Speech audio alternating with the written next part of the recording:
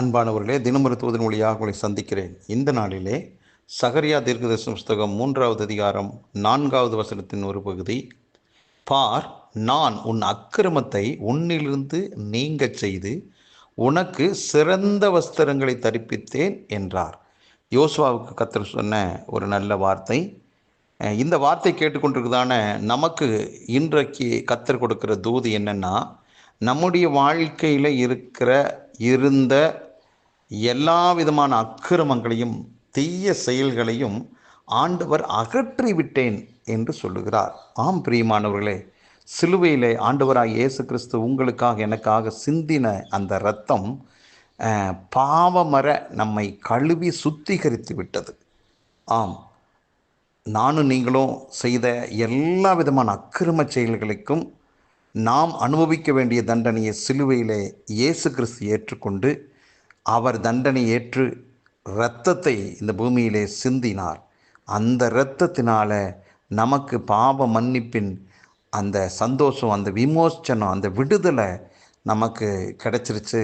நாம் முற்றிலும் கழுவப்பட்டவர்களாய் நீதிமான்களாய் இந்த பூமியிலே வாழ்வதற்கேற்ற கிருபையிலே கர்த்தர் கொடுத்திருக்கிறார். இனி என்ன நடக்க போகுது? இந்த வார்த்தையிலிருந்து அதோடு மட்டும் நிற்காம உனக்கு சிறந்த வஸ்திரங்களை தரிப்பித்தேன் என்று சொல்லுகிறார். நம்முடைய வாழ்க்கையிலே சிறப்பான ஒன்றை இந்த பூமியிலே நமக்காக கர்த்தர் கொடுத்துட்டார். இனி கொடுக்க போகிறது ஒன்றும் இல்லை, நமக்கு தேவையான எல்லாவற்றையும் சிலுவையில் செய்து முடித்து விட்டார்.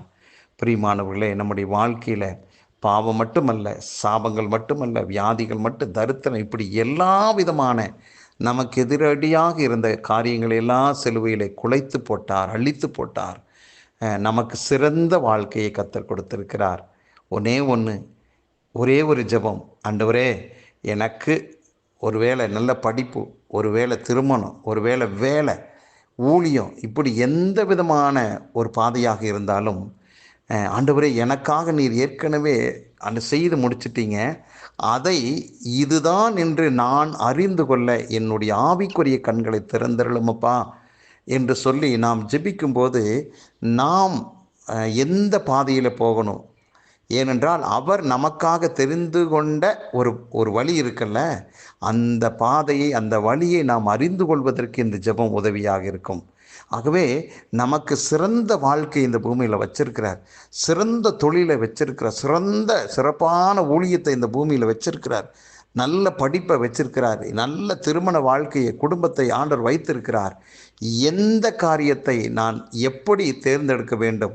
ஆண்டவரே, அதை நான் சரியாய் புரிந்து கொள்ள எனக்கு ஆவிக்குரிய கண்களை தாரும், திறந்திரளும், பிரகாசமல்ல மனக்கண்களை தந்திரளும் என்று நாம் வைக்கிற அந்த ஜெபத்திற்கு ஒரு பதில் கிடைக்கும். அந்த பதிலில் நம்மை குறித்தான திட்டமும் தெளிவுமான ஆண்டவர் வைத்திருக்கிறதான அந்த திட்டம் நமக்கு தெளிவாக தெரியும், புரிந்து கொள்ளுவோம். ஆகவே ஆவியானவர் நமக்குள் இருக்கிறார், புரிந்து கொள்ளக்கூடியதான சக்தியை நமக்கு கொடுத்திருக்கிறார். ஆகவே இன்னது என்று சரியாய் நாம் அறிந்து கொள்ள நாம் ஜெபிக்கலாம். நிச்சயமாக அந்த பாதையின் வழியாக நாம் போகும்போது நாம் நிறைவான ஆசீர்வாதங்களை, மேன்மைகளை நாம் பெற்றுக்கொள்வோம். ஆகவே சரியாய் கருத்தாய் ஜெபிக்க நாம் பழகுவோம்.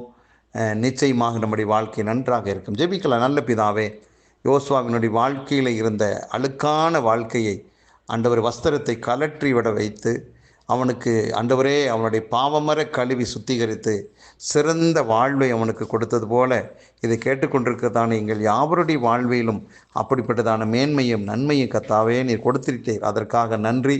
தொடர்ந்து கர்த்தாவே, நாங்கள் அப்படிப்பட்ட நீர் காட்டுகிற பாதை இன்னதென்று அறிந்து கொண்டு அந்த பாதையில் செல்ல எங்களுக்கு கர்த்தர் உதவி செய்கிறேன். நன்றி. மனதார ஒவ்வொருவரையும் நான் வாழ்த்துகிறேன், ஆசீர்வதிக்கிறேன். இயேசு கிறிஸ்துவின் நாமத்தை ஜெபிக்கிறேன் நல்ல பிதாவே, ஆமேன். அன்பானவர்களே, சிறந்தான வாழ்க்கை, மேன்மையான வாழ்க்கை கர்த்தர் நமக்கு கொடுத்திருக்கிறார். ஜெபிப்போம், ஜெயம் பெறுவோம். கர்த்தர் மகிமைப்படுவாராக. நன்றி.